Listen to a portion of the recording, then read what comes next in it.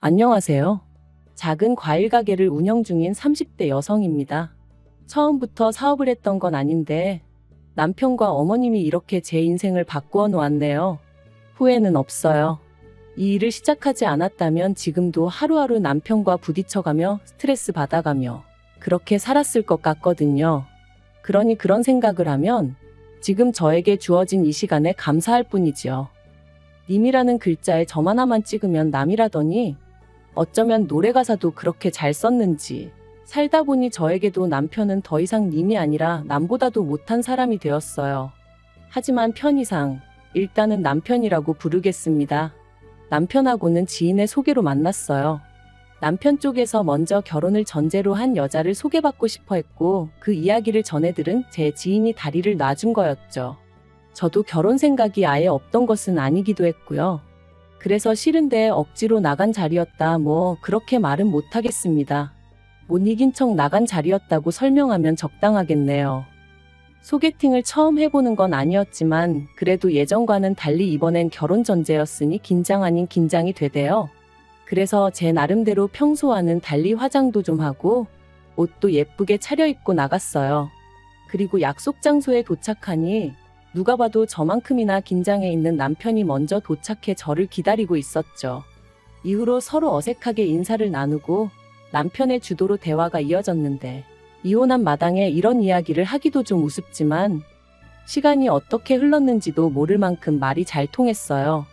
그래서 커피까지 마시고도 서로 아쉬워 헤어지지 못하고 맥주 한잔 하자며 장소를 옮겼고 3일 만에 두 번째 만남을 가졌죠.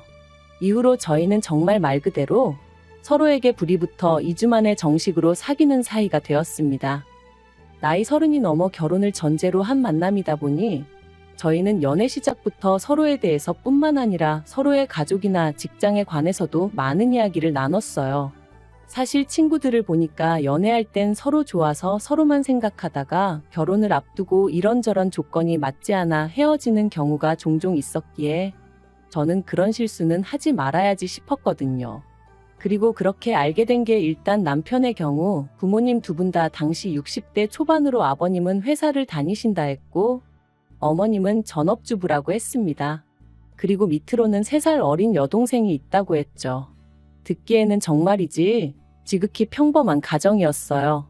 또한 남편이 말하길 자기 부모님은 노후 준비가 다 되어 계시다며 자기는 전혀 신경 쓸 게 없다고 했으니 결혼 상대로는 대단히 좋을 것도 아니었지만 그렇다고 딱히 걱정할 것도 없다 싶었달까요? 그리고 제 친정 또한 상황이 크게 다르지는 않았습니다. 친정아버지는 여전히 직장 생활을 하고 계셨고 친정어머니도 이모와 함께 반찬 가게를 하고 계셨으니까요. 노후 또한 제가 걱정할 건 하나도 없었고요.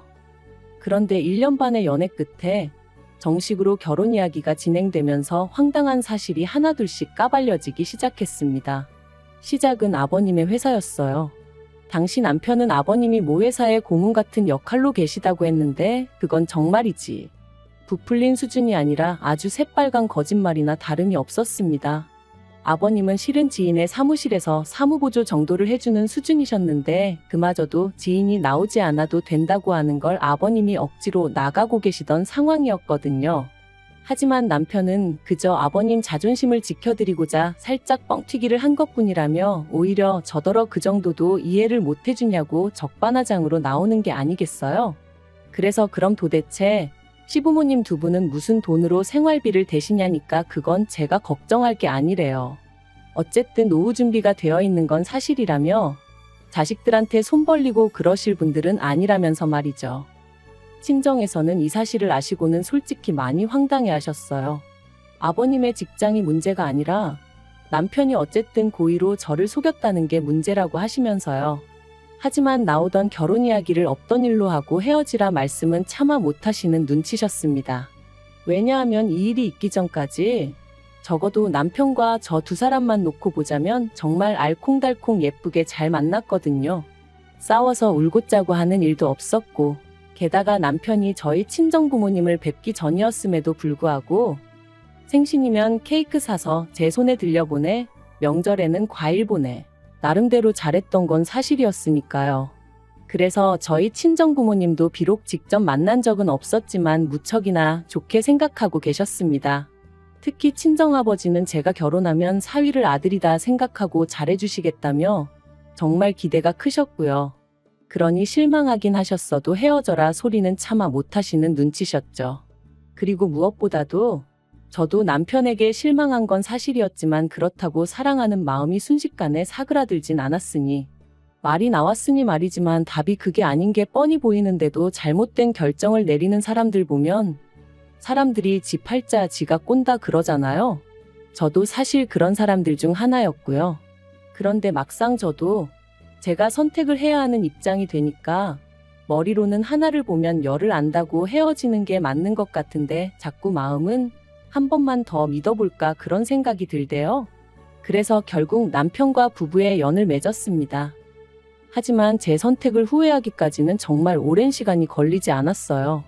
결혼한 지 2달이 되도록 남편이 경제권을 넘겨주지 않아서 결국 작정하고 제가 따지고 들었는데 그제서야 남편이 실은 시부모님 생활비를 대드리고 있었다는 걸 털어놓았거든요.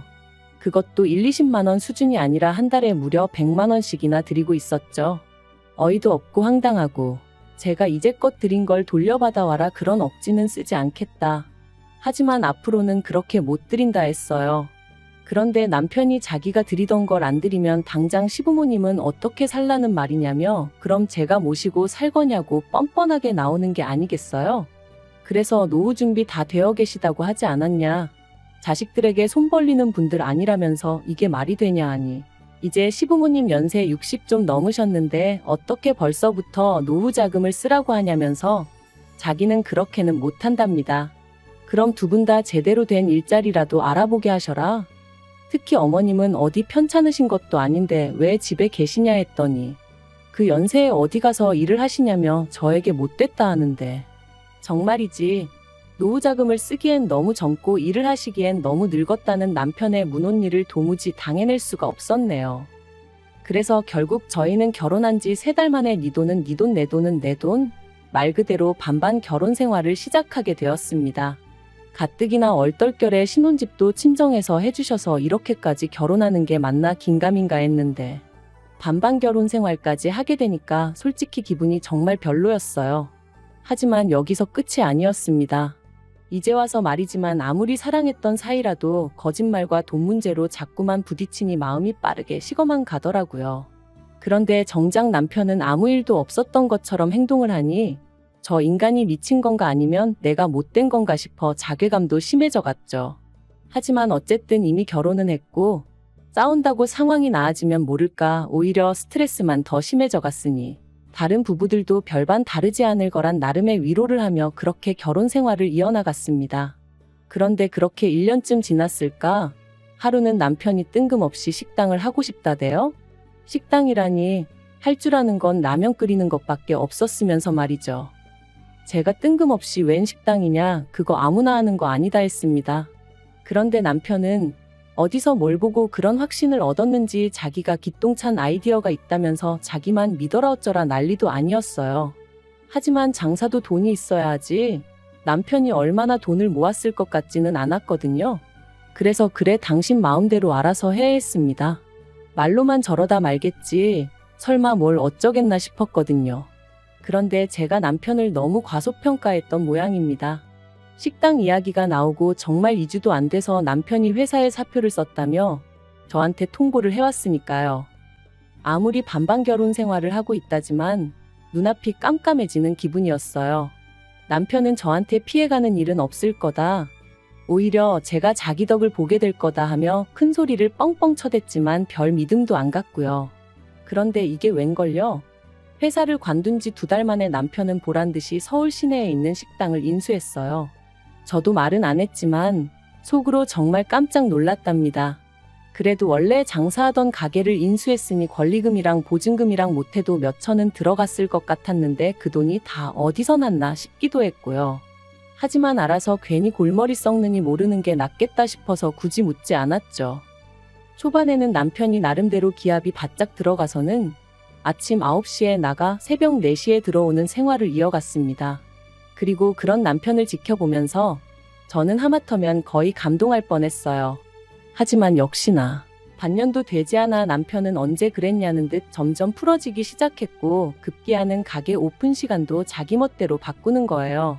그래서 제가 그렇게 장사하면 손님들이 찾아오겠냐 한마디 했더니 그럼 네가 한번 해보던가 하며 버럭 소리를 지르는 게 아니겠어요? 어이가 없었죠. 내가 지더러 장사하라 그랬나 괜히 멀쩡히 다니던 회사는 때려치고 왜 나한테 화풀인가. 사실 가게 열고 나서는 그래도 남편이 열심히 하는 게 안쓰러워서 생활비도 3번이나 안 줬는데 제가 아무 말 안 하고 그냥 넘어갔거든요.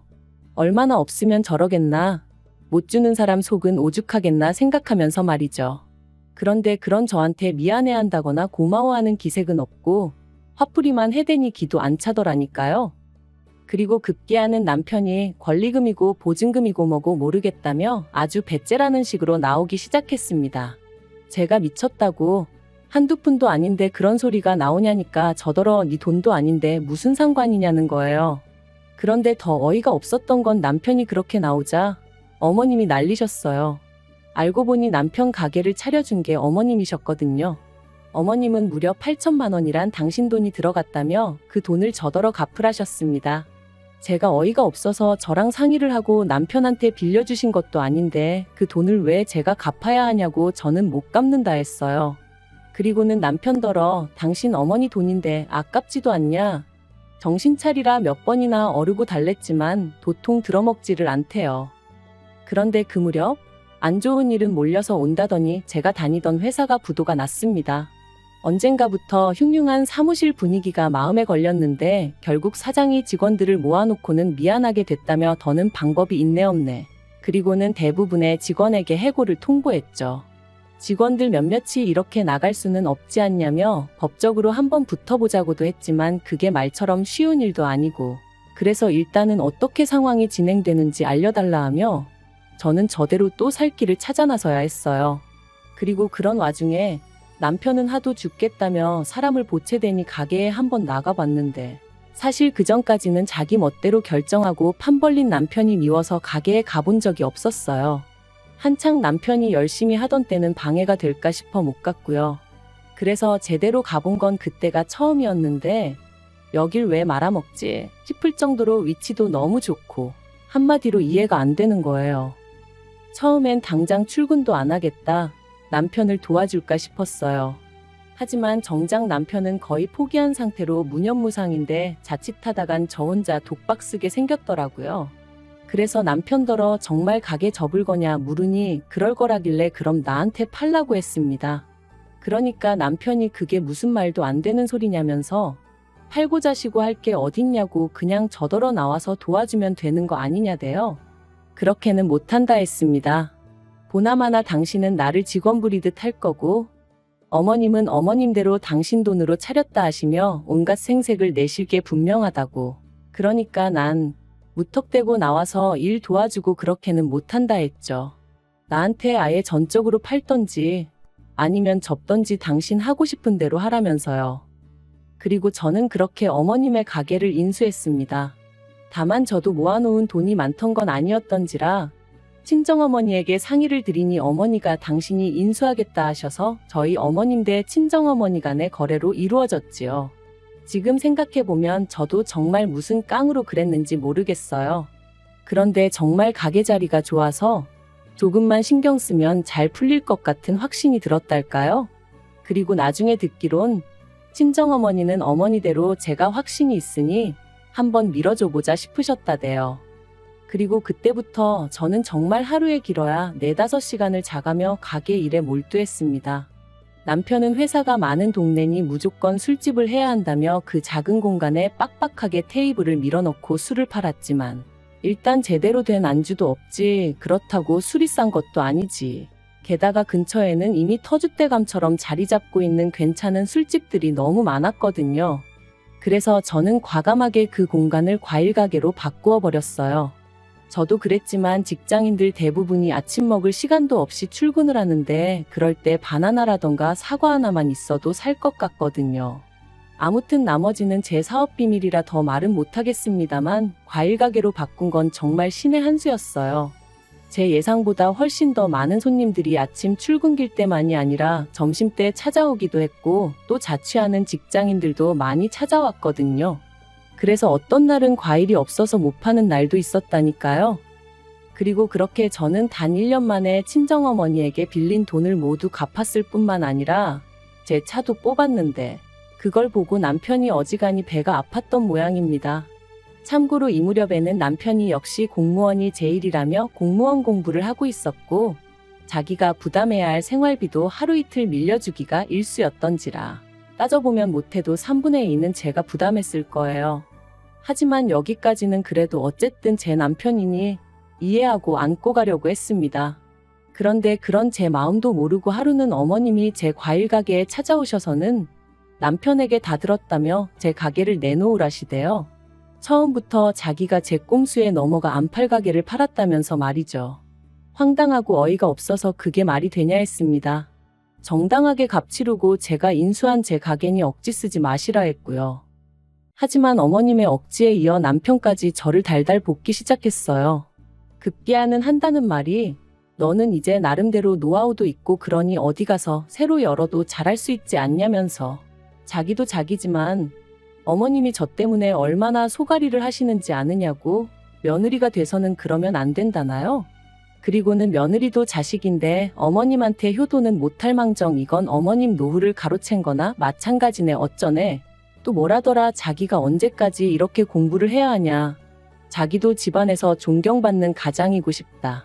아무튼 말도 안 되는 소리를 끝도 없이 늘어놓는데 언제까지 들어줘야 하나 미치겠더라고요.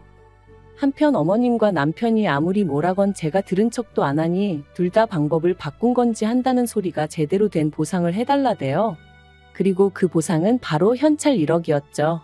뜬금없이 무슨 1억이냐 말도 안 된다 하니 어머님이 말씀하시길 그 가게를 저희 남편이 계속 붙잡고 있었으면 1년에 1억이 아니라 2억을 벌었을지도 모르지 않냐면서 앞으로도 매년 1억씩 달래요. 기도 안 차서 어머님 아들이 말아먹을 뻔한 거 제가 살려놓은 거 모르시냐니까. 사람이 살다 보면 슬럼프가 올 수도 있는 건데 그걸 기다려주지 못한 제 잘못이랍니다. 그리고 남편은 가만히 있었으면 제가 이혼까지는 생각하지 않았을지도 모르겠어요. 하지만 입만 살아가지고 어머님 옆에 딱 붙어서는 엄마 말이 맞다는 둥, 제가 너무한다는 둥, 너는 우리를 가족으로 생각을 안 하는 거냐, 그렇게 악착같이 니 거 내 거 따져야겠냐? 정말 해도 너무한다 싶더라고요. 그래서 제가 남편하고 이혼을 하면 했지 가게는 못 넘겨준다 아주 딱 잘라 말했습니다.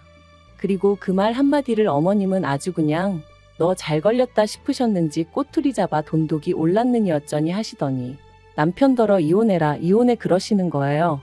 아마 저를 겁주려는 게 아니었나 싶은데 저도 약이 오를 대로 올라 있었는데 그런 말이 뭐가 무서웠겠어요? 그리고 역시나 제가 눈 하나 깜짝하지 않으니 어머님하고 남편이 더 당황해 하더라고요.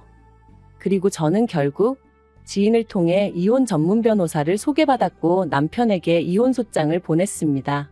살살 어르고 달래서 협의 이혼을 할까 그 생각을 안 한 것도 아니었지만 아무래도 금전적으로 걸고 넘어질 게 분명해서 처음부터 깔끔하게 짚고 넘어가야겠다는 생각이었거든요. 아무튼 이후로 1년간의 지리한 싸움 끝에 저희는 완벽하게 남남이 되었어요. 어머님은 그런 와중에도 끝까지 위자료로 1억을 받아야 한다며 헛소리를 하셨는데 오죽하면 나중엔 남편 쪽 변호사가 그런 어머님한테 짜증을 다 내더라니까요.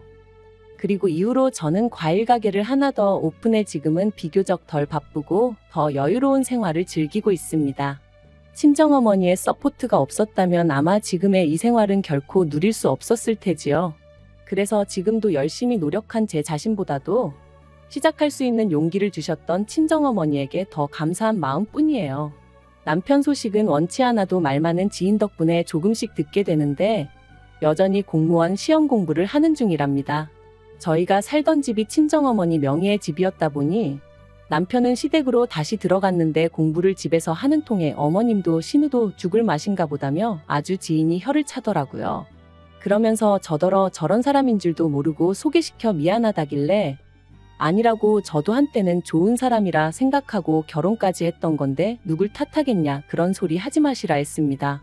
지금도 남편과 연애하던 시절을 생각하면 그리운 기억도 있고, 솔직히 좋은 기억이 정말 많아요. 하지만 연애랑 결혼은 정말 다르다는 걸 이번 결혼 생활을 뼈저리게 느꼈네요. 왜 어른들이 그래서 양가 식구들도 살펴야 하고 가풍도 봐야 하고 수준이 비슷해야 한다고 말씀하시는지도 알게 되었고요. 아무튼 비싼 값 치르고 인생 공부했다 생각합니다. 아무것도 남지 않은 건 아니라 다행이라고 해야 할까요? 과거에 연연하지 않고 누군가를 너무 미워하는데 제 인생을 낭비하고 싶은 마음도 없어요. 지금처럼 앞으로도 저와 저를 응원해주는 사람들에게 감사하며 하루하루 열심히 살겠습니다.